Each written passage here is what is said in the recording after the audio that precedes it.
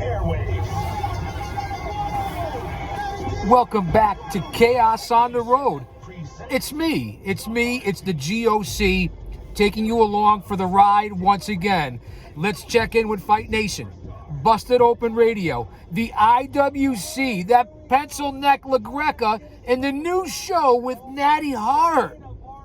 One man, unique, unedited, unscripted, raw dog for you, the fans. Leave a comment in the premiere chat and let's listen. I want to know what you have to say leading into AEW Double or Nothing this weekend.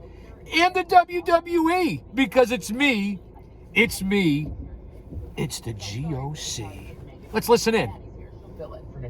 Thanks for being here. Much love and respect.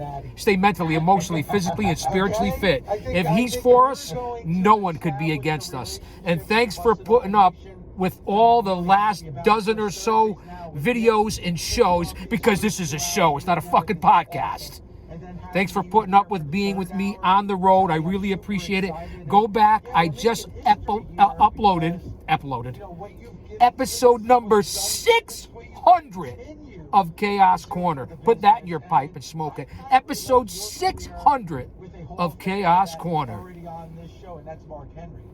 I thought the best work of his career. Say something. Was the latter. Let me know what you think. Let's listen in together as fans.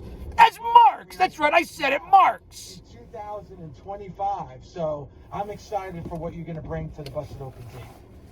Thank you so much. I love Mark, and I agree with you that Mark has a massive body of work. He's really done some very, very special things in wrestling in general and in WWE, and just as a person. I mean, even just his career before he ever got to WWE was incredible.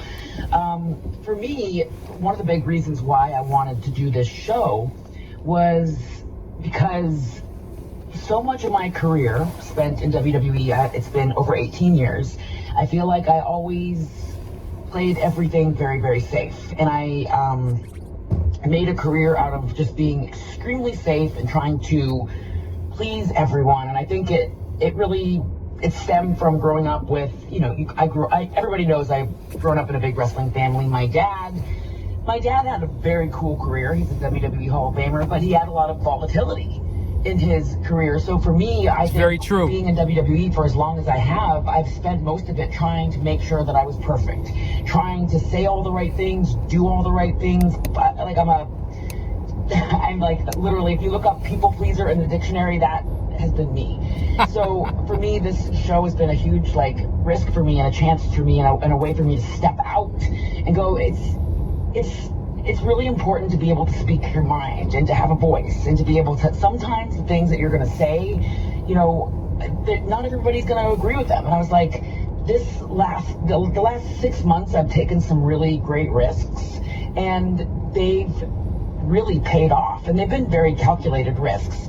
But I think that's what I'm realizing more than ever. And I'm realizing that under this new regime in WWE, it's been the first time in my career that I don't feel scared to take risks. I feel encouraged to grow and to challenge myself and to be stimulated in a different way. And even after Bloodsport, I saw Triple H a couple days later, and he was like, I heard you did great, and I'm so proud of you, and this is awesome. And I felt so happy because I was scared that they might not have liked some of the things that I did, and he was so great and so supportive, and it made me realize that at the end of the day, I really do think that this new regime wants us to grow and to be challenged and to have a voice. Now it's nice to hear a perspective from Natty.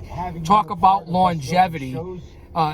Almost 20 years coming from the Hart family. Now you guys know my connection, however brief and small that it was. I appeared on a couple of events with the best there is, the best there was, the best there ever will be, Bret the Hitman Hart.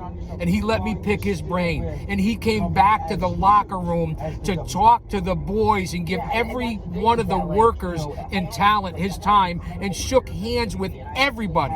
That's when I was commissioner for the NAWA, and he appeared for that company. Also, I was fortunate and blessed enough to be in the corner with Jim the Anvil Neidhart and against the Anvil. I managed the Anvil when it was myself, Jim the Anvil Neidhart, Julio Fantastico Sanchez, from TNA ECW against Yokozuna. That's right, the two-time heavyweight champion of the WWF, and Jake the Snake Roberts. That's when Yoko dropped the 600-pound leg drop on me, bonsai, and Jake threw that fucking snake on me. I'll never forget it. And then also, with sexy Jeff Starr and Dangerous Dave under the hood, under the mask, Devastation Incorporated, the Danger Alliance from my days, and we went up against the Anvil and Jerry the King Lawler. I'll never forget those nights in the hotels, the restaurants, the pubs, if you will, Anvil letting me talk about Brett, Owen. I mean, it was just incredible. I'm truly blessed and fortunate and honored and humbled for these men to allow me to work with them.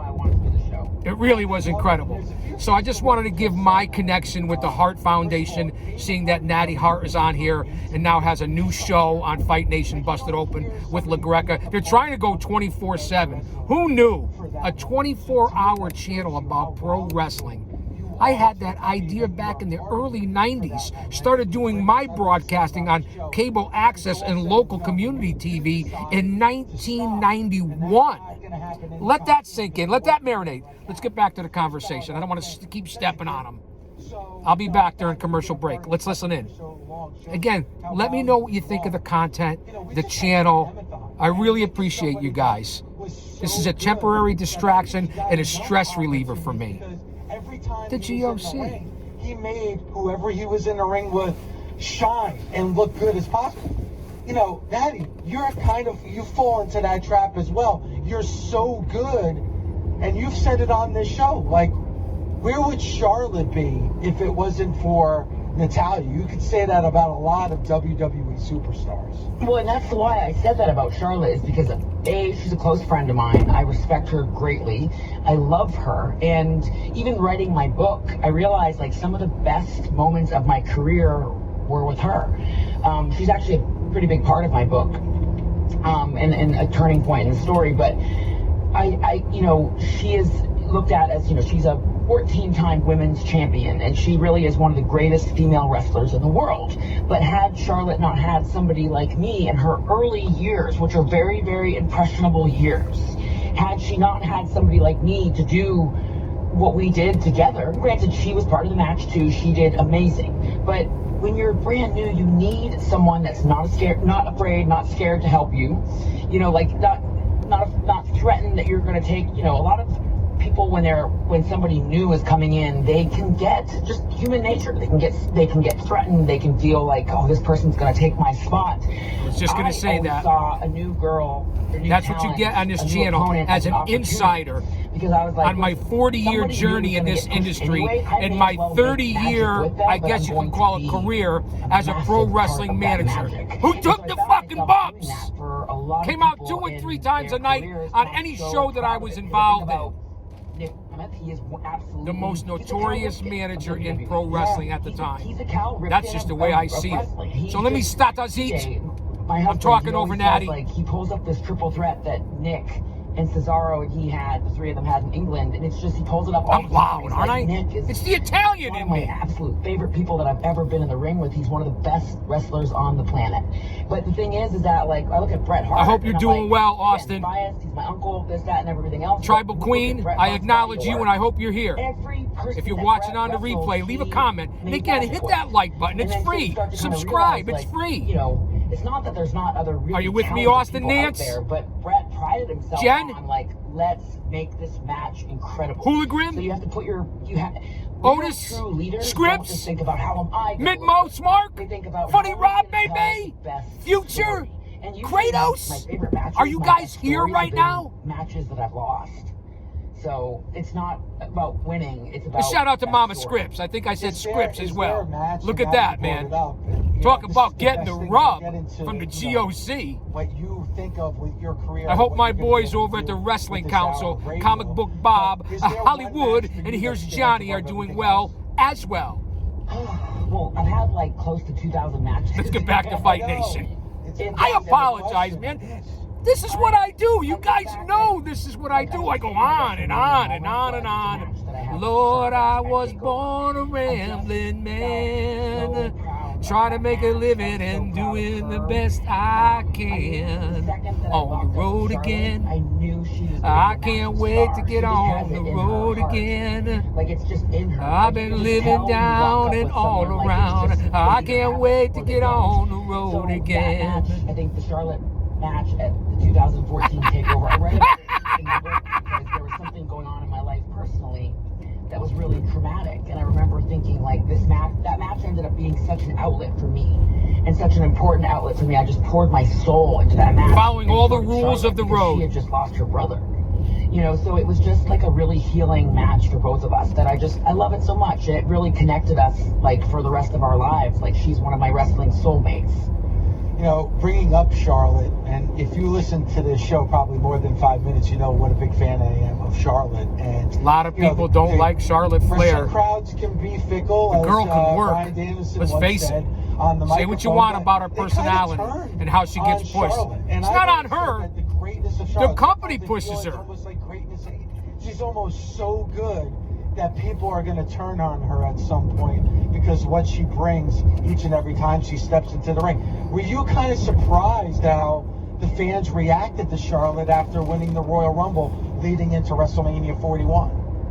I mean, I'm not surprised by anything anymore. Like, it takes a lot. I get it.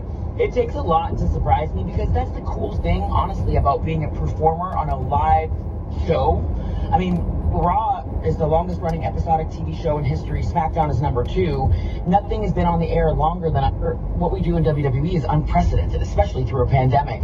And so we've seen... Yeah, plandemic is more like it. You don't know how the crowd is going to react. Plandemic, I said it. I'll be there. Literally, Charlotte could have cut that same promo that she cut after Rumble, the Raw after Rumble. She could have cut that same promo in another place, and they may have reacted totally different. That's the thing, is you just never know how the live audience is lousy react. weather here on Memorial, leading into Memorial Day weekend. It's going to rain for the next 3 or 4 days. That can watch our product, engage in it, and especially with about us the being roads? on Netflix, it just opens us up to a whole potholes audience. But this is what I think about this Charlotte DOT situation. needs to have Doge go into it. There's a massive opportunity for her. I'm off on a tangent. Never done before. And so I think Charlotte, very much like myself, I can relate to her. And obviously, I haven't had as many championships as she has, and I haven't had as many prestigious moments as she's had. But we both have grown up in business, and we both, in different ways. Her dad, Rick has had very many highs and lows, and he's very public about it. In my family, we've had many highs and lows, and I think with Charlotte is that, like, what I see in Ashley. Let's talk about Ashley. Mm-hmm. I see the real side of Ashley, and I feel like she actually really is a people pleaser, and she wants to be excellent. She wants to be perfect. She wants to live up to her dad's. When your dad is Ric Flair, you feel like you've got to be perfect. I felt like that when I was getting into WWE. I was just like, I come from this great family, and I just felt like don't go anywhere. I'll be right back. Hopefully there's no commercials. We don't want any copyrights. YouTube, this is for you. You still owe me over $1,000. I'm still under appeal. I won't give it up. Different that none of us have ever seen before, and it's going to be so fun for her to dig deep creatively and go, I want to do this. It's totally left field. It's not something anybody's going to see coming, and then she leans into it. I think that's the moment that we're all waiting for, something really different. What's in the brown paper bag? You just said a word in explaining Charlotte, and you also used that same word when explaining your career. You used the word perfect. The great thing about this show and about radio itself is the last thing you want to do is be perfect. It's right. It's very loose. It's not scripted. It's just off the top of your head. Like, some of the things that come out of my mouth over the course of 3 hours doing this show for 16 years, it's just like, I would never thought I would think. I talk about what happens on a daily basis. I talk about my wife.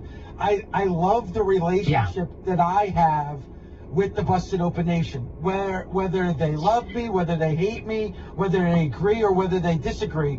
I'm just me. So it gives me an opportunity to have a special relationship with our audience, and it's based on not being perfect. It's just based on being opinionated and being honest, and that's what I'm looking forward to with you. It's like, for 18 years, extremely successful 18 years, you've had to be, or the perception of being a certain way. This is going to be completely different. I'm really excited about it. Me too. And like, you know, just going back to Charlotte, it's like Charlotte, the character, feels like she's got to be perfect, but Ashley, like if you meet Ashley and you meet Ashley like the person, what I love about her is that she is flawed and she does have imperfections, and I love that about her. Like she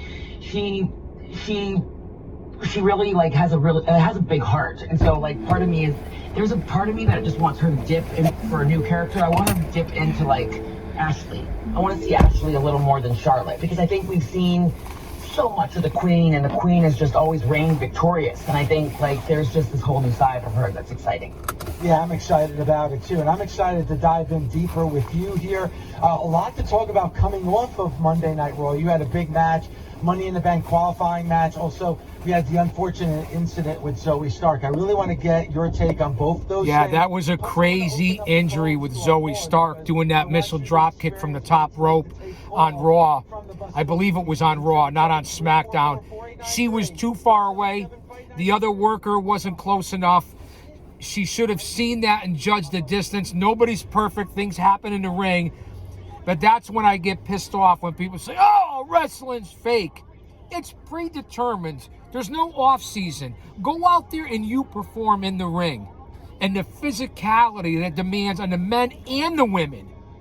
So that was a terrible injury.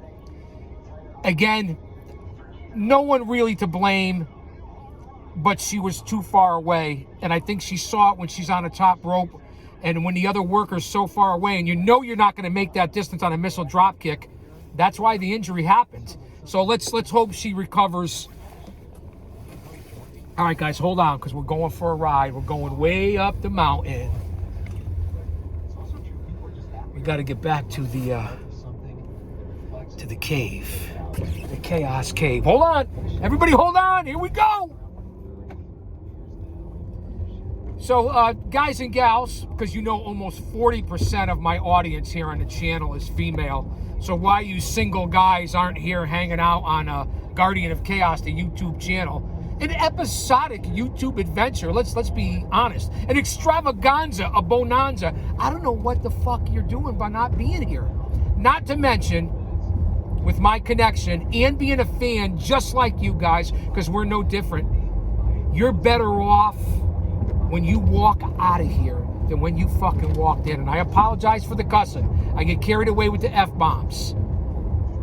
But that's just a fact. So you can hold a conversation and sound like you know what you're talking about at the next venue, work party, holiday gathering, at the beach, Memorial Day, 4th of July, going into the dog days of summer. I mean, let's be honest. Your co-workers, so you can actually know and sound like you know what you're talking about. Speaking of that, I have amnesia and deja vu at the same time. I think I've forgotten this before. So we're getting ready, guys, to pull in. So I hope you're enjoying the content. Again, I want to just keep it with original content.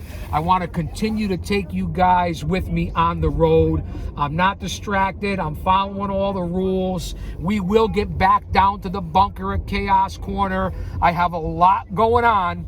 We could certainly use your prayers, all my prayer warriors out there. I would greatly appreciate it as I pray for you. Again, faith, family, nothing's guaranteed for any of us. And we all can relate, and we all go through hard times. It's just that simple. Be the best you can be, man. I'm going to say this right This is the heartbeat. If this is what you listen to, we're going to have issues with the music. I'm just telling you, right? I'm telling you right off the bat. Like, I mean, I love Guns N' Roses. I love Smashing Pumpkins. I love I love Nelly Furtado. I love Gwen Stefani. I love everything. I love Did Tom she Petty. just I mention like Dave Corgan and the everything with NWA Jeff and Smashing Okay, Pumpkins? well, I mean, Natty, you I already believe did the she NWA did. Show. You don't have to say you like Smashing Pumpkins. See, I caught it before La Greca. I love Billy because he's a close You friend geek. of mine, but he's a fucking Don't go insane anywhere. musician. He's an artist in every sense of the word, and like, there's probably 5 songs of his that I just love. All right, listen, this is a partnership, so you get to pick the music. You get to pick the music every hour. Whatever song you want to hear, that's what we'll play for the Heartbeat. I promise you that. But Thank you. you got it. Let's get into Monday Night Raw, and unfortunately, the big thing to come out of that show was the Zoe Stark injury. You know, big opportunity for Zoe Stark. Kairi Sane, her first match back after injury as well. And man, watching that, it looked horrific. And the toughest part for Let's me, listen in for a honestly, second Natty, before I was get out that of here. You could hear her screams of pain when that happened. It was just, my heart sunk I watching. know. But as I always say, I said it on social media on Monday night, and I say it on this show all the time. Just as a fan, as fans, we have to appreciate what you do each and every time a wrestler steps into the ring. You do put your health and your well-being, you know, every single time you walk into a ring. And that's what I say Anything all the can time happen. for you, the fans. That's the thing, and a lot of us talk about, like, sometimes injuries happen off of the smallest thing. Like, you could just lock up with someone or move your arm the wrong way, or, you know, like, you know, even for myself, like, just getting banged up, it usually is something like where I wake up and I'm like, I don't even know what I did, but my arm hurts, or like, it's very high risk. It's a big part of the job, because it's so physical, and there's, you know, And this is what I talk year about round, all the so, time for all you you know, neck it's beards high- and it is mouth what- it is breathers what it out is. there It's- who talk it's a about this high industry risk, high and being impact fake. sport. It's storytelling. But- It's emotional investment. but it It's sucks. ring It sucks that it psychology. happened. It's like I a felt terrible because I was sports-themed, backstage physical when it soap happened. opera We had just theater. had our match, and we The were all- physicality everybody doesn't was go away. excited, It's and there was a lot of unbelievable. commotion, and like, I know. So don't go anywhere. I'll be Zoe- back anytime with Zoe more gets to content perform, going through especially Memorial on Day Raw, weekend. I really appreciate you guys and gals. I'll continue to take you on the road, and we'll get back down to the bunker of Chaos Corner. Austin, are you still here? I think the second she found out that she Queen, was have you checked in? the wheels were already I'll say spinning that in to her say head about, this, how do I make this match because I stand tell it out? like How it do I make is. special? How do I make it amazing? Don't Because, you know, dare miss it. especially with